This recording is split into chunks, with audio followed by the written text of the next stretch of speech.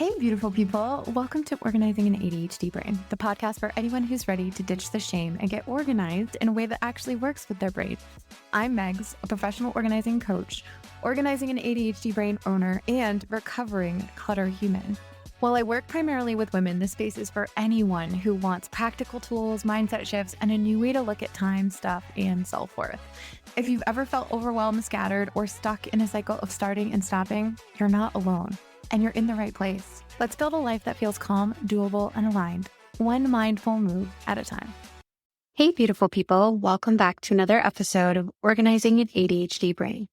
I'm so excited to talk to you this week about finances and getting those organized and figured out. This week, I'm joined by Lindsay. She has a podcast called Financial Self-Care. It's a weekly chat about how to take care of yourself and take care of your money. And she's also a financial therapist and coach. So she coaches people no matter where they are in their financial journey.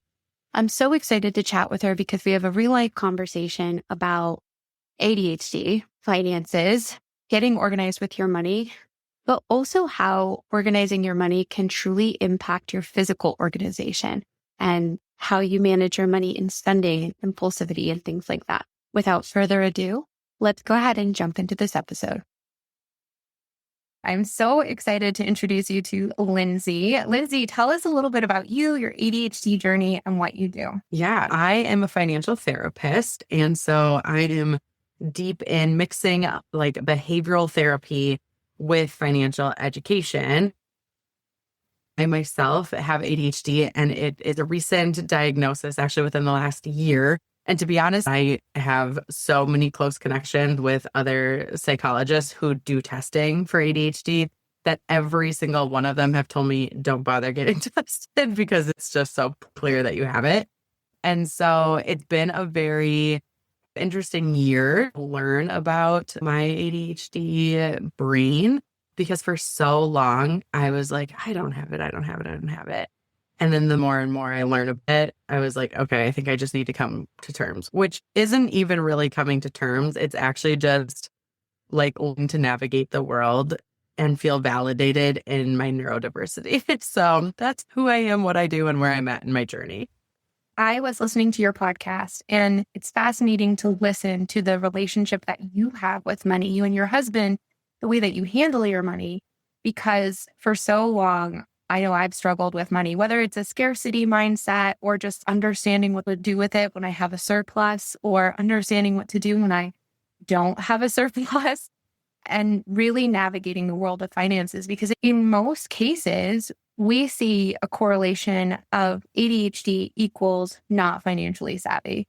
And I would love to bust that myth wide open, because so many people I talk to with ADHD are also great with finances. It's just about knowing how to navigate that.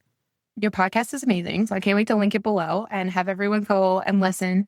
What do you see is one of the biggest issues that people come to you with when it comes to finances? Such a good question. There's so many different layers here, because for a very long time, finances were taught by old white men who were like, income minus is your budget, blah, blah, blah. And they actually left the emotions out of it for so long. And then they left neurodiversity symptoms as well out of that. So when we're talking executive functions, when we're talking like time management, so there's so many different things. Impulsivity is a big one that I see with ADHDers. And all of these things actually need to be brought into the conversation with money. So then we can learn, wait, it's not just me. I'm not thoughtless. I'm not careless. I'm not stupid. I'm actually just trying to navigate the world differently than what we've been taught for the last several decades. And so when you can actually start feeling some of those things, you can start noticing like, oh, I'm doing that thing again where I'm being really impulsive. Instead of going onto Amazon and just clicking 2 buttons to buy something to get that super quick hit of dopamine, I'm actually going to add that thing to my wish list in a different app on my phone. So it's still the same kind of maneuver. We're just changing the habit a little bit. And it feels better already to get that thing that I can't get out of my brain onto a list that I can come back to later. And it's almost that same level to just be like, oh, it's gone. It's out of me. And now I can revisit it in a healthier way. There's different things that I see. So that's probably not a super complete answer for you, but it's so common that people just tell themselves this story. I'm so bad with money. And the reality is, no, we just have to train you a little different, relearn some things, reframe some things, and you can be very good with money. And when you're reframing the belief that you have around money, it reframes your actions that you have when it comes to money. Like if you say, I'm really bad with money, you're going to look for all the evidence. And then because you see the evidence and you believe that, you're going to continue acting in that way because there's no help for you, right? I'm using quotations here because that's just who you are. And then because that's what you believe, your algorithm is trained to show you all the videos that ADHDers are bad with money. And this is why you can't succeed at everything and all of these other things. So what you're doing is beautiful and fascinating and just so what's needed in this world. Because for me, I know we were never meant to be this busy, right? Or to pay for so many things, or to have so many subscriptions, or to have so many freaking bills to pay. It's not just about paying for your phone and your electric and all of this. Like it's everything else that you need to survive. And there's so much in this crazy technological world that we have. When you work with people, is there a specific tool or support system that you find really helps them, or is it different per person? It's really individualized. And so some of the reason I love doing the work that I do is because I do one-on-one work. So I am launching a course soon, which I'm excited about, and that will be speaking more generalized. But I was very cautious to do that because I think the problem has been historically that generalized information, right? And there's ways beyond making sure that people feel heard and seen within that generalization. But speaking to the one-on-one stuff, we can tailor it so specifically. For example, I have a mom that I'm working with, and her volume of transactions, to your point, is so lengthy that one of the things I actually really like to work on with people is manually tracking it for a little while, because actually this electric world that we live in, this digital world that we live in, when we're constantly paying with a credit card, not anti-credit cards at all, but it does have this disconnection between you and your money because it doesn't really feel real if you're just tapping a card and moving on with your day, right? It doesn't really feel like anything. So if we can actually manually track some of this stuff, it brings it closer to the chest, and it feels a little bit different when you're looking at all these transactions. Now, going back to that mom, her volume of transactions, she's in a super busy phase of life, summer camps, all the equipment that comes with that, all of the toys and clothes, and mostly they're just growing like weeds. And it's nothing bad that she's doing, but there's so many transactions, and that because those volumes are so high, manually tracking is simply just not going to happen for her. And so we are introducing, I really like the app Monarch Money for people who are looking for an app to track things really well, really cleanly. I like that one. Now, it is a paid app. I don't have an affiliate with them or anything, but if somebody is like truly unable to manually track things, which can sound really scary and intimidating, and I promise I romanticize it. I track manually all of my stuff, so it's very possible. But if you're in a season where it's not going to happen for you, that's okay. Then we pull in these different tools, right? And there's so many different levers to pull and dials to turn in your money. Again, make it a really individualized, unique experience for you to make sure it's working for your brain. For example, I have a money date with myself every Tuesday morning. I pay myself out from my business. I track all my expenses, and I make it so cute. And I do it before the kids are even awake. I have my coffee, and I love the experience. Some people are like, it is my worst nightmare to wake up at 5:30 on Tuesday before the kids are up and have a money stuff. And I'm like, great, let's find a different time for that to be true in your life. So again, there's these tricks and techniques that we can do, but you can apply them really uniquely to your world to make sure it fits with your brain and your lifestyle. I like that a lot. I love budgeting. I can't believe I'm saying these words out loud. I'm looking at myself. I'm like, who is this woman? But I really do. I didn't think that I ever would, but it's because when you put your money in these places where you know you're now allowed to spend, you take all the guilt and the fear and this shame that I've had my whole life about spending money. It's taken out of the scenario. My husband saw this trend on TikTok. And he did it. We didn't post a TikTok or anything, but it was the Skittle challenge. where him and my girls set out a bunch of Skittles on a plate. And they were like, you get $10 for every Skittle before you get the poison one. When you get the poison one, it stops. And every $10 you got at a budget, you can just spend it however you want, wherever you want. And it was so fun. So I had $350 in the end. He's like, oh my God, I thought that I was going to have to just feed you the poison one. But it was so freeing in a way that I haven't had for a long time. Because most of the time I'm putting money away for clothes and for the girls, right? I can spend money on my kids so easily. But when it comes to me, I'm like, ah. So it was so fun to have this money and say, oh, it's okay that I spend this money on myself. And I felt so great about it. And I haven't had that in a really long time. So I love budgeting, but I wasn't budgeting for myself. And this Skittle challenge allowed me to.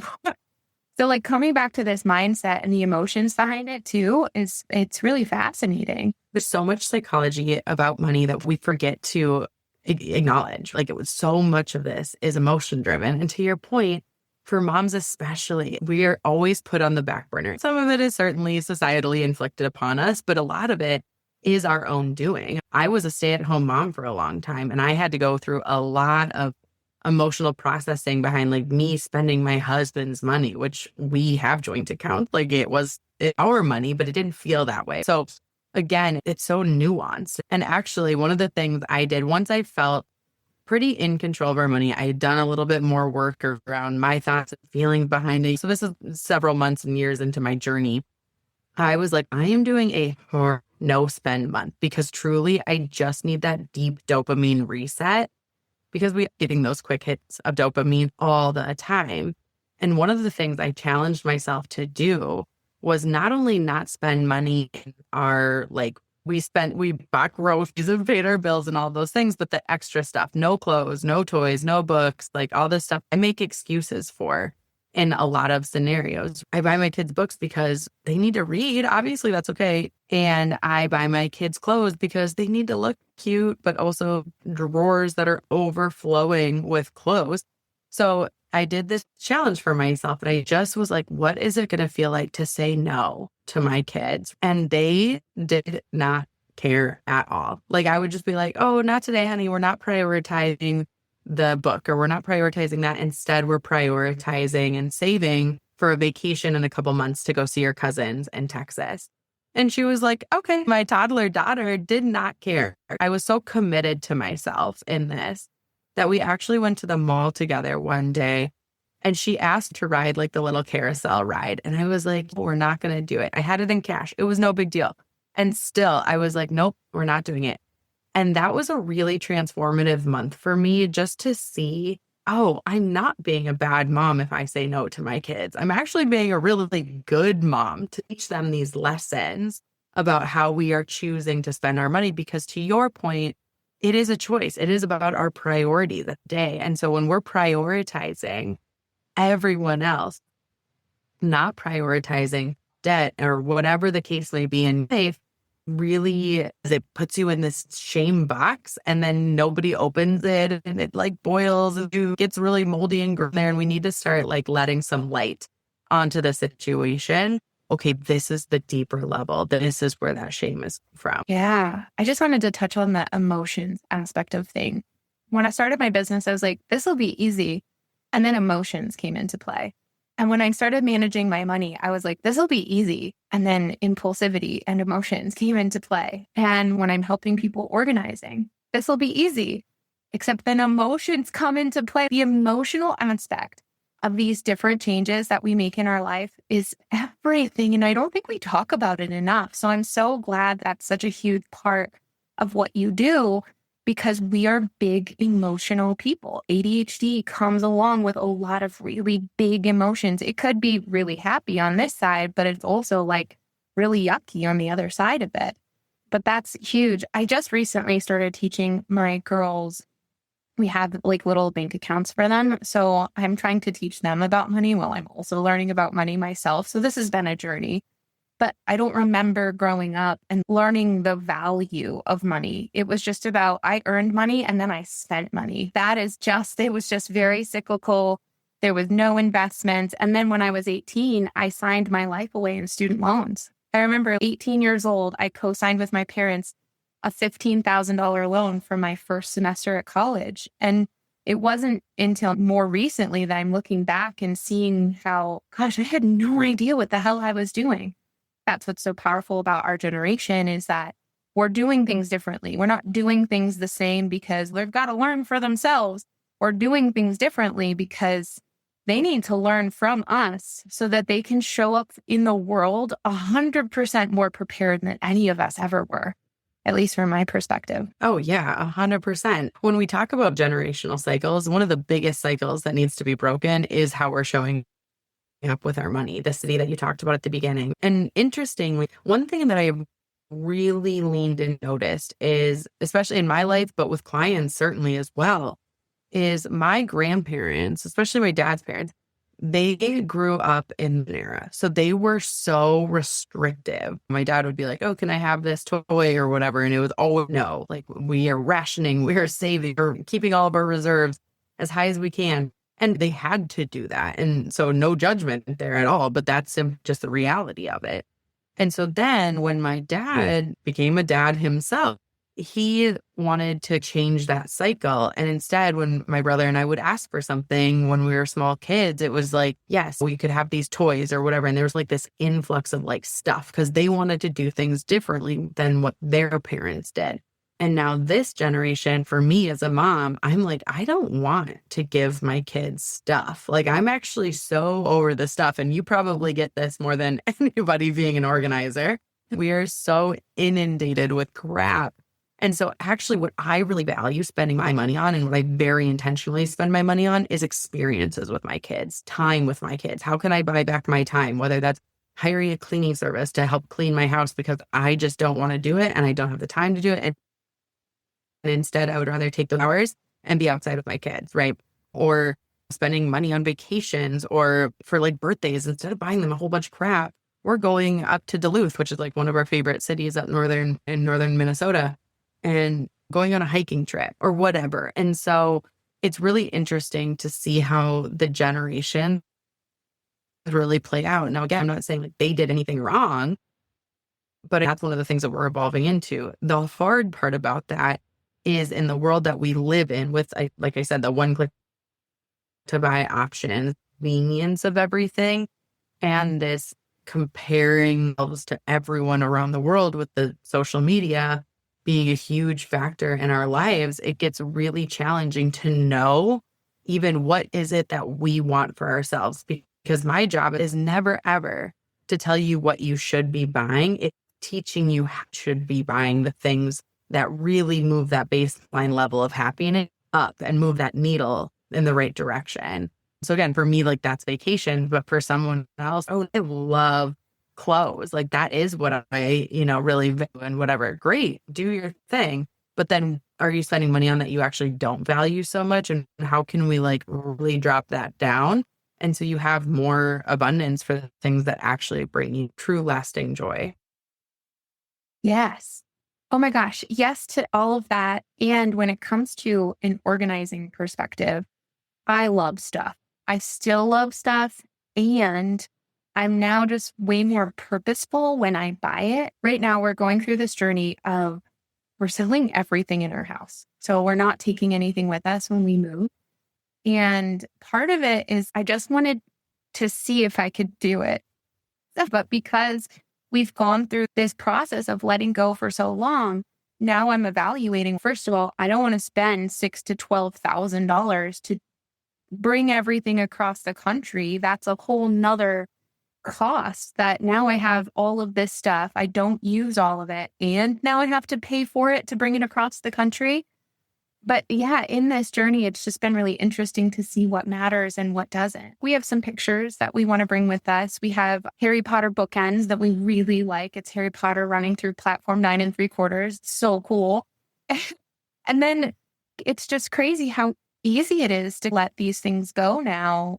But I say that because I value experiences so much. But I also value the things that like my kids do play with, like toys for me. I don't just buy toys to buy toys anymore. I'm buying toys that, first of all, aren't going to have tiny pieces that I have to find a place to put because I'm just going to curse the world if that happens. Like LOL dolls, get out of here. Throw them all in the garbage. They need to reimburse us for the hell that it's created in our lives.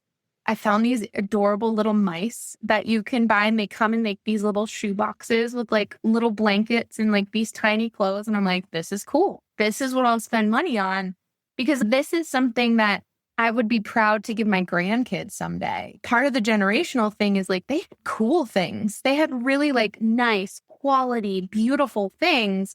Whereas now in the society that we live in, the click of a button, it's crap that we're getting. And then when it fails, instead of holding the company accountable to replacing it or making a better quality item, we're so exhausted with everything that's happening that we just buy another one. But because we have something that's still broken and could be fine, we keep that too. And then we're just inundated with all this stuff. And now we've got a to-do list that's miles long. And our chaos in our brains is represented around us in the stuff that we have. And coming back to the impulsivity of the one click, most people will buy something and then it'll get there and they'll leave it in the box. I remember one client, she had a bunch of boxes like just above these cabinets and they were Christmas presents. And she was like, oh, I forgot about all of these. And it's just like, we forget because we're doing things in the moment. We're not in the forefront of our brain, the prefrontal cortex, making real rational decisions. We're just doing things to do things because it feels good in the moment. Back to those emotions. So this stuff is just so fascinating to me. And the world of finances and organization, they come together so amazingly. For those of you listening, I've already invited Lindsay into my community. So we're going to have a talk about finances in the upcoming months, hopefully. So, when did you start your podcast? How long ago now? I launched it in September of last year, so 2024. So I've had one season. I'm actually taking a break over the summer because I was doing my podcast one day and I was like editing it and it was taking forever. And I was like, honestly, I love the podcast.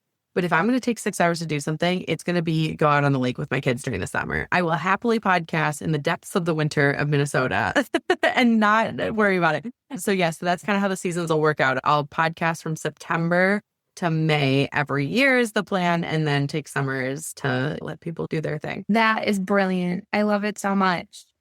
And then how long have you been a financial therapist? Yeah, so I have been a therapist. I was licensed in 2019, and now I niched into financial therapy just over 2 years ago. And that's been so amazing because what I was noticing in my generalist practice is there's this through line of people can't afford things, or like money was the issue because they just actually needed these other tools. Like they were good at coping skills. They were good at understanding their strengths and their weaknesses and playing to that and whatever. But until they could increase their income, until they could spend intentionally, until they could invest for the future, until they could pay for services that they really truly needed, they were going to continue feeling this financial stress, which seeps into every other facet of their life. We know financial stress impacts us physically, emotionally, relationally, and all these other facets because it is part of our whole body wellness. And so when I started noticing that, I was like, I feel like there has to be something I could do with money. But actually, I kept telling myself this story, like I'm a therapist who's going to listen to me about money and this and that and whatever. And then I was listening to an audiobook totally unrelated to finances and therapy and whatever. But the narrator said the words financial therapist. And I was driving on my street. I remember this so vividly. And I paused the book. It was like 4 houses away. I like zoomed into my driveway, parked, running inside. And my husband was like, are you okay? What's going on? And I was like, I need to Google something this instant. And I did. And it turns out because I was a master's level social worker that I was able to get the certification. And so I did nothing but that certification for weeks. I would wake up early during nap time, like at nights, on the weekends. That's all I did. And I got the certification, started my business, and the rest is history. It's been the best decision I've ever made. That is so freaking cool. So when people come to you, are you able to dive into the relationship they've had with money their whole lives and really talk about the past as well as the future? Oh, yeah. That is actually where I start with almost all of mine. There's some people that do come feel like they have a really good handle on their money story and they've done a little bit more of that work. And so they just need the number, just fine. We can certainly do some of that.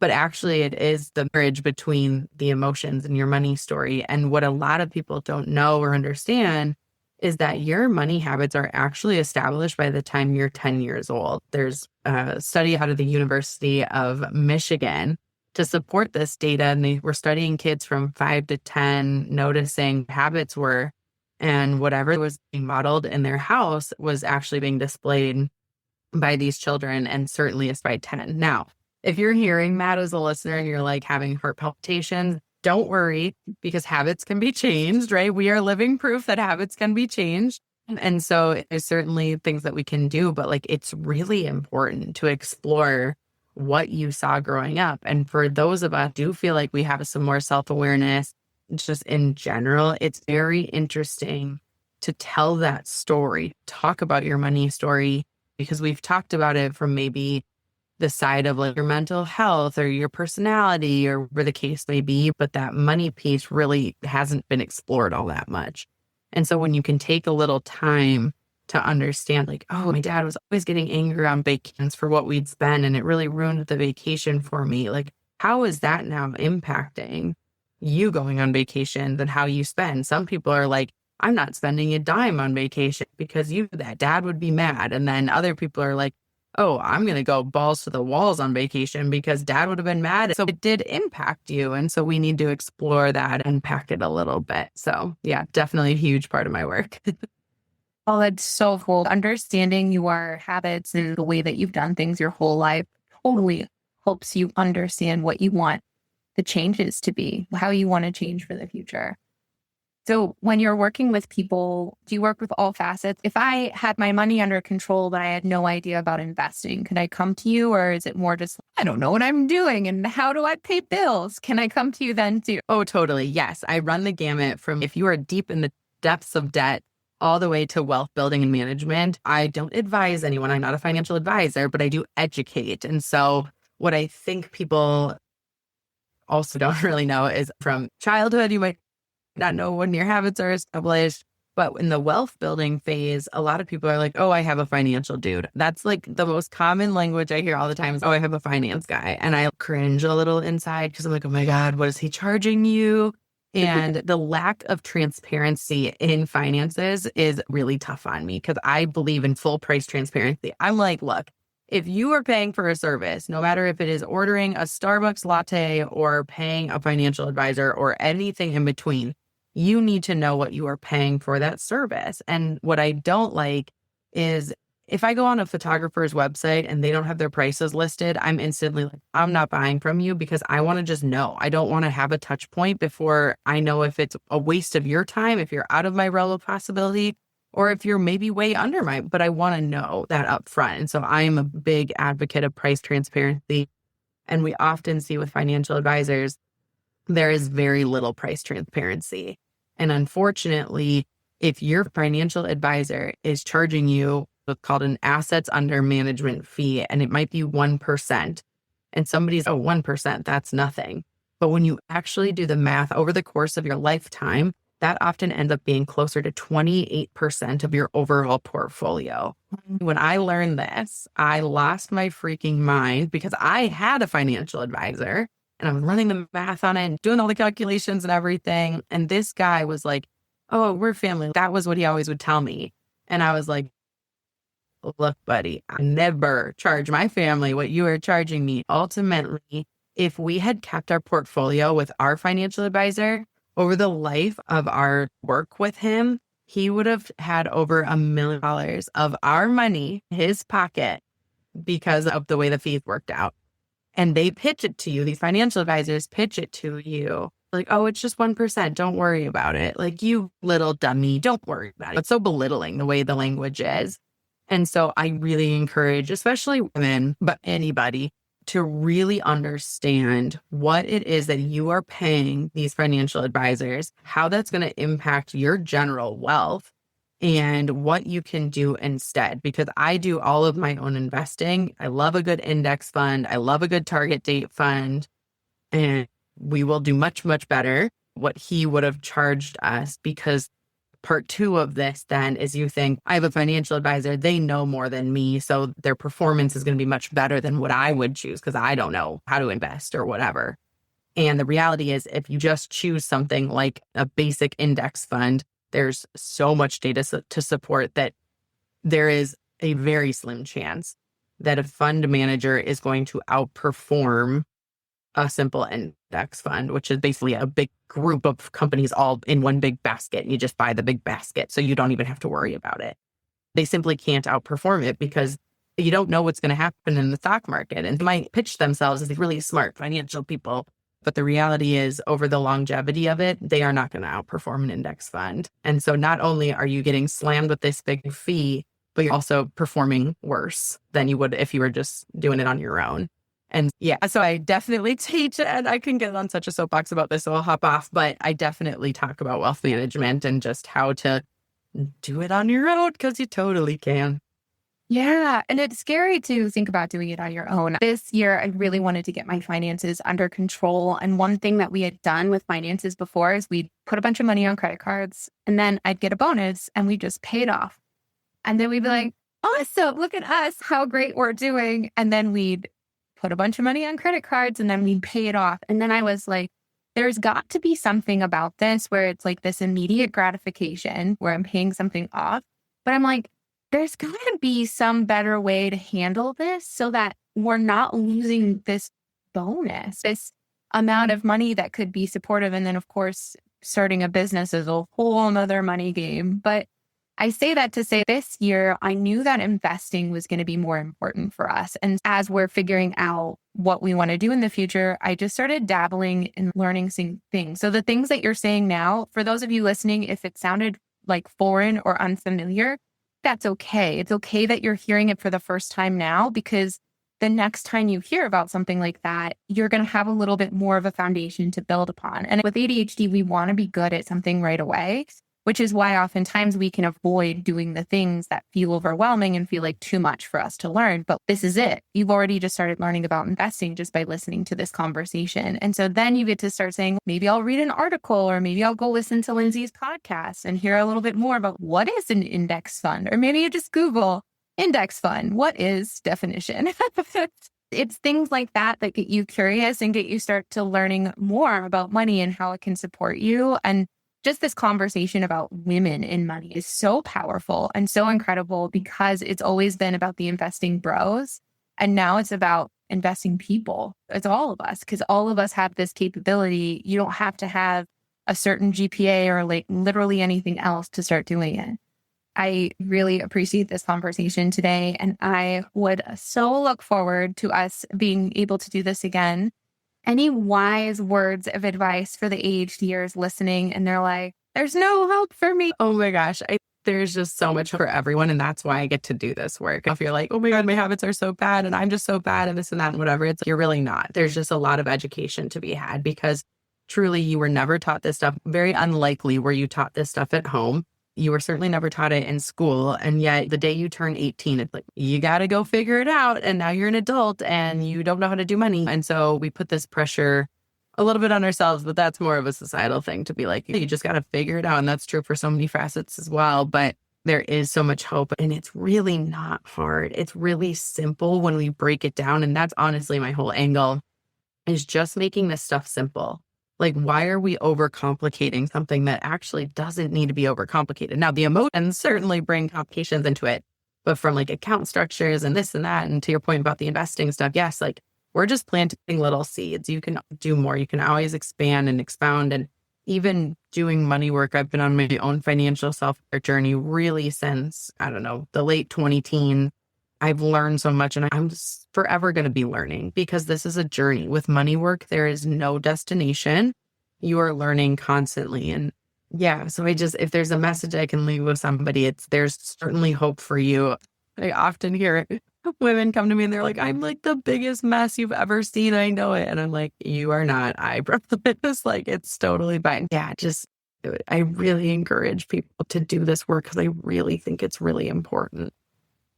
That's awesome. Thank you for you doing the work so that you can show up for others and support them through this journey. Thank you so much for coming on today. It was a pleasure talking to you.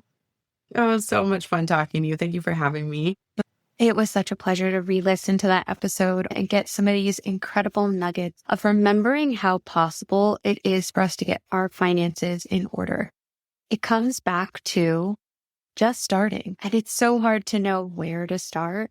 But part of starting is taking the tiniest step forward. And our executive function often prevents us from being able to take that step forward because we don't know where to start.